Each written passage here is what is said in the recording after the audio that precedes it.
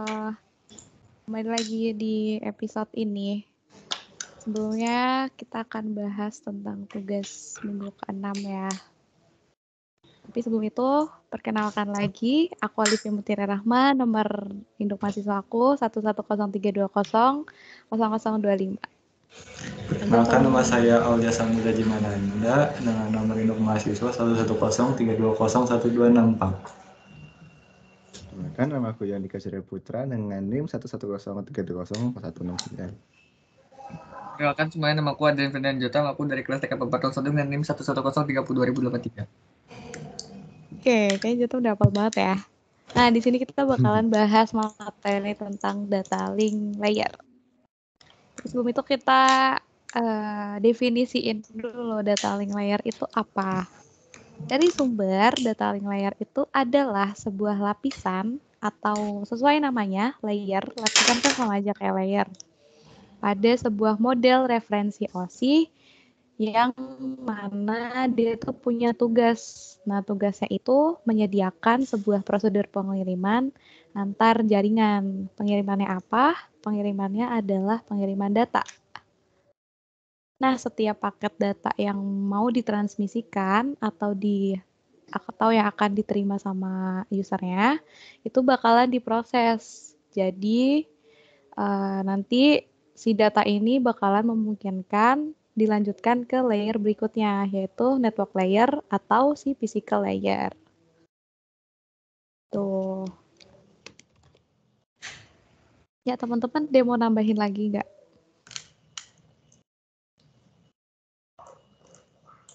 Udah cukup jelasin menurutku. Iya, jelas itu pendahuluan. Oke, lanjut ke keterbatasan si layer fisiknya ya. Kira-kira apa aja tuh keterbatasannya? Nah, layer ini tuh hanya bisa berhubungan dengan media, sinyal, dan data bit bitstream yang merambat melalui media. Terus layer ini tuh punya kelemahan, dia tuh nggak bisa berkomunikasi dengan layer yang ada di atasnya. Terus layer ini tuh nggak bisa mengidentifikasi komputer mana sih yang dia tuju gitu loh. Terus layer ini tuh cuma bisa mendeskripsikan bitstream. Lalu diperlukan layer yang lebih atas untuk membantu layer 1 mengidentifikasi komputer yang ada untuk dapat berkomunikasi gitu. Sebenarnya mendasari adanya layer data link itu karena gap antara layer fisik dengan layer network. Jadi layer fisik dia tidak mengerti dia cuma tahu gua harus ngirim 1, 0 sesuai dengan clock tertentu dengan topologi tertentu lah. Sedangkan layer network dia nggak tahu gimana caranya untuk ngirim, makanya dibutuhkan sebuah layer atau data link yang digunakan untuk pengalamatan fisik. Nah, nanti si data link ini akan mengkonversi data tersebut sehingga dapat dikirim dengan alamat yang jelas pada layer fisik. Nah, data link layer tuh di kelompok fungsinya tuh untuk mengelompokkan data jadi frame-frame. Nah, nanti frame-frame ini tuh atau kelompok data nanti dikirim ke tujuan melalui pengamatan fisik dalam AC atau medium. Nah, jadi proses pengirimannya tuh misal ada data dari layer atas aplikasi sampai ke bawah terus sampai di layer network, semua datanya tuh dibentuk jadi frame dulu. Nanti dengan pengamatan fisik dari IP MAC address-nya si laptop, misal untuk ke laptop sebelahnya, ya harus tahu MAC address yang kirim tersebut.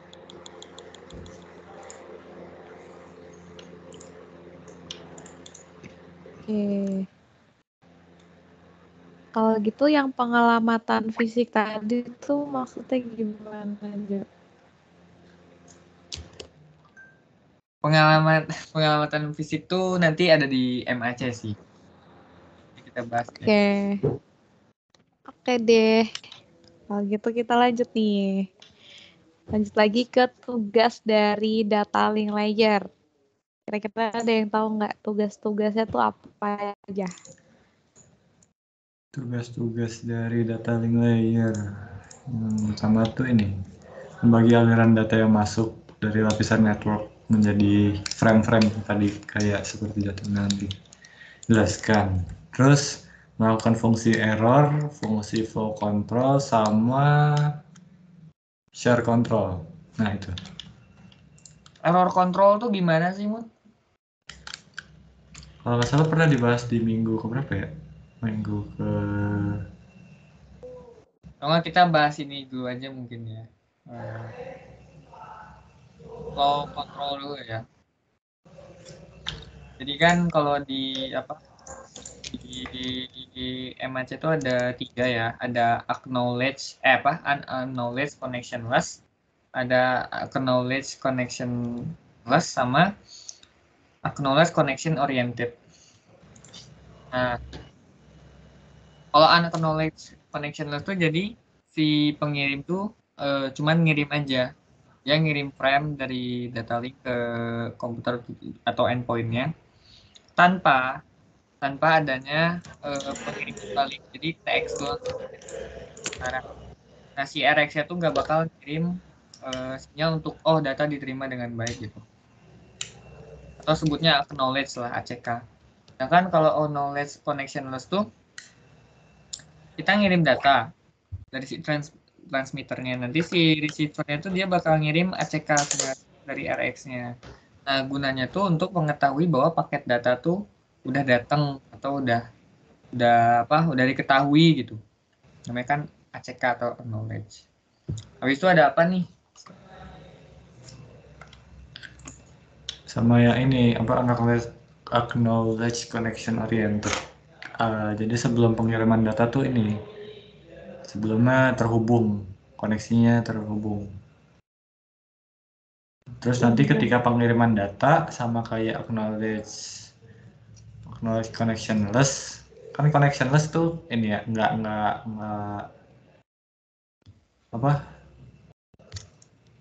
terhubung secara langsung. Kalau yang ini connectionnya terhubung, jadi ketika pengiriman data sama kayak acknowledge tuh nanti kalau data udah terkirim nanti ada ini acknowledge ya kayak feedback gitu lah.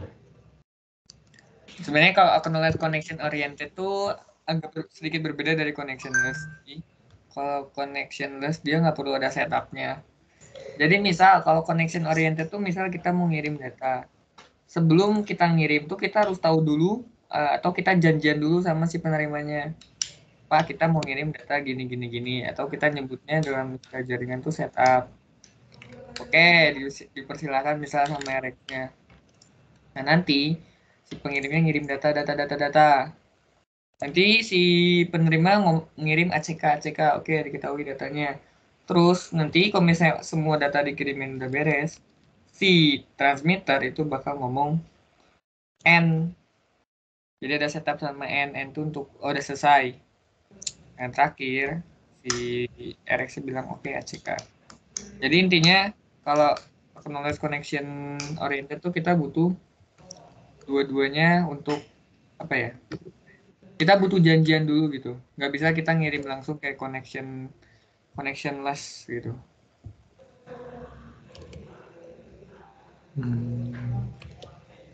Oke.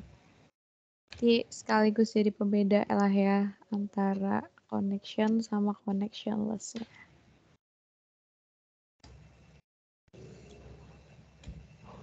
Ya gimana deh yang bisa ditambahin lagi nggak? Nggak ada sih dari aku. Oke, kalau belum ada kita lanjut ke kan tadi layer. Nah, di sini ada sublayernya lagi nih. Nah, sublayernya tuh ada 2. Ada logical link control sama media access control atau MAC. Nah, di sini nih kita bahas si MAC-nya. Kalau MAC itu dia fungsinya sebagai perantara layer di bawahnya, sementara kalau si LLC itu dia sebagai perantara layer yang ada di atasnya. Kalau dari teman-teman ada yang bisa ngejelasin lebih rincinya nggak dari LLC-nya dulu? LLC itu kayak supplier, kan tadi supplier data link yang untuk perantara layer di atasnya, yaitu network kalau nggak salah ya, networking layer. Supplier ini tuh isinya aturan-aturan pengendali bagaimana beberapa piranti dan protokol berbagi satu link tunggal dalam suatu jaringan. Nah, fungsi dari LLC sendiri salah satunya detection error tuh. Detection error tuh ini lapisan data link yang mendeteksi kesalahan dalam frame yang ditransmisikan dan mentransmisikan kembali sebuah frame yang salah.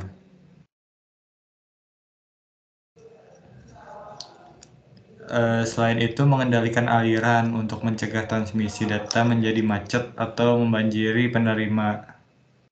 Biar Atau ada flow control ya, Mut. Oh iya, itu lebih ke flow control itu sih. Oh, Biar jawab yang tadi teratur. berarti. Mungkin contohnya kayak misalkan kita punya data yang kecepatannya tinggi. Di satu sisi LLC itu bertugas untuk supaya gimana caranya si data tuh nggak nge-stuck. Padahal si jaringan di bawahnya itu cuma bisa 10 Mbps, tapi atasnya 100 untuk fungsi LLC. Ditahan, dikendaliin. Kayak avatar. Nah, betul. Selanjutnya ada MAC, Medium Access Control. Kalau Medium Access Control kan, nah di laptop atau perangkat jaringan tuh pasti ada namanya MAC address. MAC address tuh 12 digit heksadesimal dengan kode alamat fisik kalian atau alamat fisik networknya lah. Nah, tugas media access control itu untuk sebagai pengalamatan si frame-nya. Jadi frame yang udah dibuat sama si logical link control itu akan dibuat dalam satu frame yang nanti dialokasi kontrol alamatnya, MAC address. Nah, biasanya kalau MAC address tuh ada kodenya biasanya 6 digit pertama tuh isinya ini doang apa? Perusahaan buatnya, manufakturnya. 6 digit. Dan nanti tuh ini MAC tuh kan dia sub bagian dari data link yang paling bawah kan. Jadi misalnya dari network layer ke LLC baru MAC ke lapis fisik. Jadi Mac tuh benar-benar melakukan pengawasan seperti itu. Kayak IP address gitu nggak? Kalau IP address adalah yang kita tentuin.